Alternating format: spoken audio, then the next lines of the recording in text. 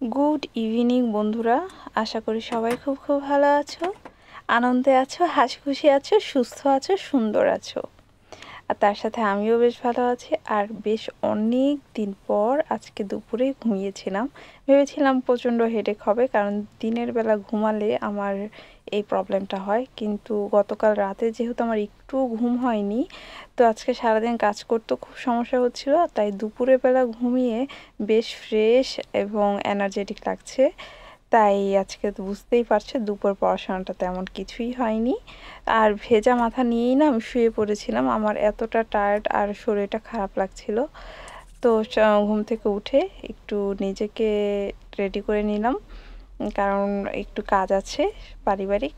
তারপর হচ্ছে স্টাডি।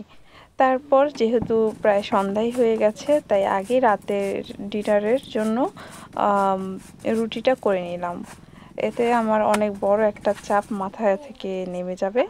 তারপর আমার এই ছোট্ট শ্বশুরটা আসলো, তাকে একটু পড়ানোর জন্য। সে আমার কাছে আজকে একটু পড়বে, তাই হচ্ছে ওকে পড়তে বসলাম ওকে নিয়ে। তো আমিও খুব মজা পাচ্ছিলাম, কারণ সেই ও ক্লাস ওয়ানে পড়ে।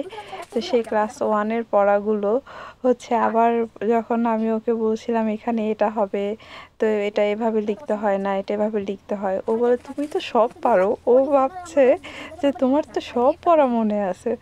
তো আমরা তো এগুলো পাস করে এসেছি, মনে হচ্ছিল সেই ওর সাথে ছোটবেলায় ফিরে গিয়েছিলাম।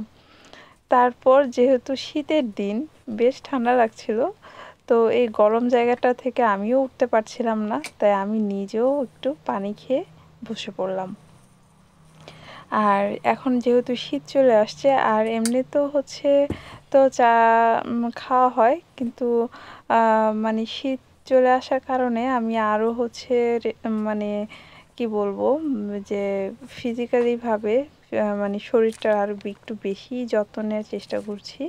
তাই আমি বিকেলে তেমন ভারী কোনো খাবার নেই না, বা হালকা খাবারও বলতে নেই না। তারপর আমার পড়াটা শুরু করে দিলাম।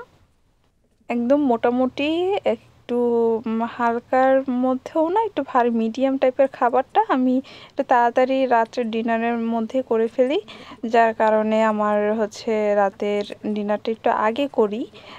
এতে শরীরের অনেকটা প্রবলেম হয় না, কোনো প্রবলেমই হয় না। যেমন আজকের ডিনারে আছে নুডলস, প্রচণ্ড সবজি দিয়ে নুডলসটা রান্না করব একদম কম তেলে, তোমরা তো জানোই।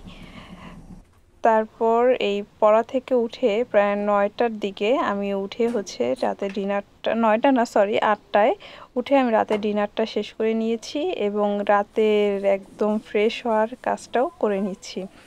মানে শোয়ার যে প্রিপারেশনটা সেটা করে নিচ্ছি, কারণ এখন দেখবে শীতের সময় শোয়ার আগে দিয়ে কিন্তু আমরা হাতে পায়ে একটু ময়শ্চারাইজার দিই, আর সেগুলো দেওয়ার সাথে সাথে যদি তুমি বেডে চলে যাও, ওগুলো কিন্তু একদম বেডে সব, আমার কাছে মনে হয় যে বেডে লেগে যাচ্ছে বা একটু কেমন যেন ফিল হয়।